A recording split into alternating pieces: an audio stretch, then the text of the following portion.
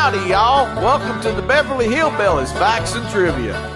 Y'all kick off your shoes and you set a spell, all right? Now here's your host for the show, the old Kentucky boy himself, Mr. Bob Snap.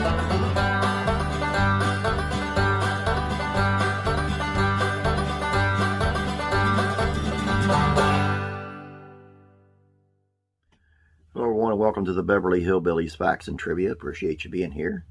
If you're new or old and have not yet, please subscribe. Appreciate it. Today's video is on the fact that Irene Ryan almost missed out on playing Granny on the Beverly Hillbillies. Let's take a look. Beverly Hillbillies became a huge success in the 60s with its many timeless characters, one of whom was Irene Ryan, who played Granny Daisy Moses.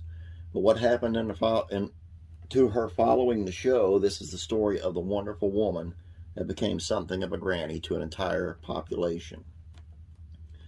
Becoming a movie star must be a special thing. From one night to the next, you can go from a random person walking down the street to a star writing autographs and being chased around by fans. Irene Ryan, however, that wasn't really the case, and even though she was a huge star, her most famous character, Granny in the Beverly Hillbillies, was so different from her that it made it easier to be more like a private person. All in all, Irene Ryan spent practically her entire life in show business before passing away in '73 at the age of 70. Here's the story of her life and how close she came to missing out on the role of Granny. She was born Irene Noblet on October 17, 1902 in El Paso, Texas. It didn't take long before she enjoyed her first glimpse of show business. At age 11, she debuted in an amateur contest at the Old Valencia Theater in San Francisco, winning $3 for singing Pretty Baby. She seemed tailored for big time, though it would be a number of years before she made her professional debut. At 14, she got a job in a California stock company by lying about her age. Since she was only 14, she shouldn't have been allowed to work under the state's child labor law. At the same time, school wasn't of interest to her, and she completed 2 years of high school. That was it. Instead, she worked at the stock company for 4 years before deciding to pursue a career in show business. She did musical comedy and variety, traveling across the state to perform. While on the road, she met Tim Ryan, whom she performed together with in vaudeville for many years. The two fell in love and went on to tie the knot in 1922, and it wasn't just the beginning of a 20-year marriage, but also the beginning of the two enjoying great professional success as well. They first moved into radio, where they had their own program called Tim and Irene. They performed the classic Dumb Door act for many years, and it became a nationwide hit. And the duo made appearances on Rudy Valley and Bob Hope shows, while Irene simultaneously went into acting on screen. They made a total of 11 comedy shorts for cinema, including The Wacky Family, Hamlet and Eggs, and Will You Stop? In '43, she and Tim divorced. They would, however, go on to feature in several film collaborations after that. Upon the breakout of World War II, comedian and actor Bob Hope decided to do something to cheer up the American troops stationed in Europe. Since she had to appear on the Bob Hope show, Irene knew the comedian and decided to join him. She traveled all over the world doing benefit performances and appearing at veterans' hospitals and military installations during World War II and the 1948 Berlin airlift.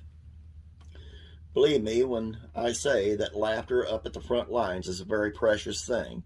Precious to those grand guys who are giving and taking the awful business that goes on there, Bob Hope explained.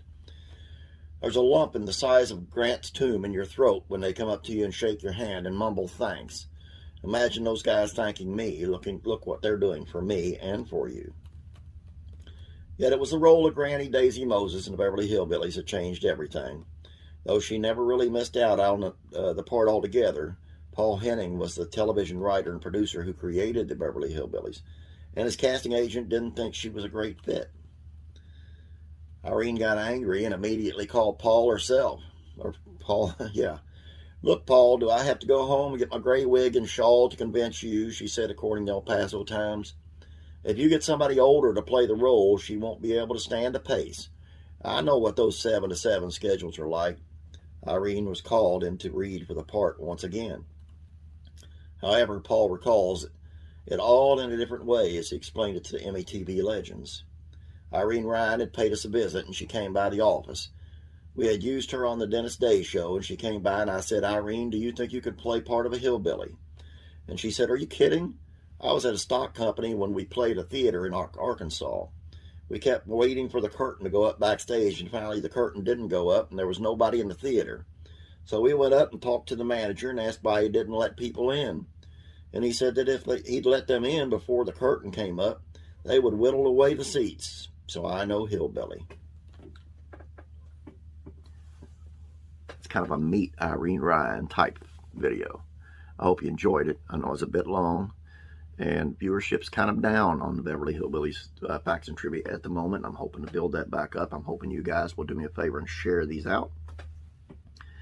And I especially connect with the Bob Hope thing when he was talking about the lump in the throat and shaking the hands of the military.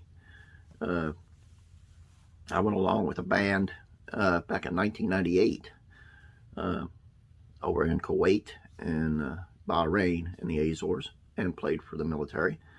And that was something special. That was really something special. I enjoyed that so much.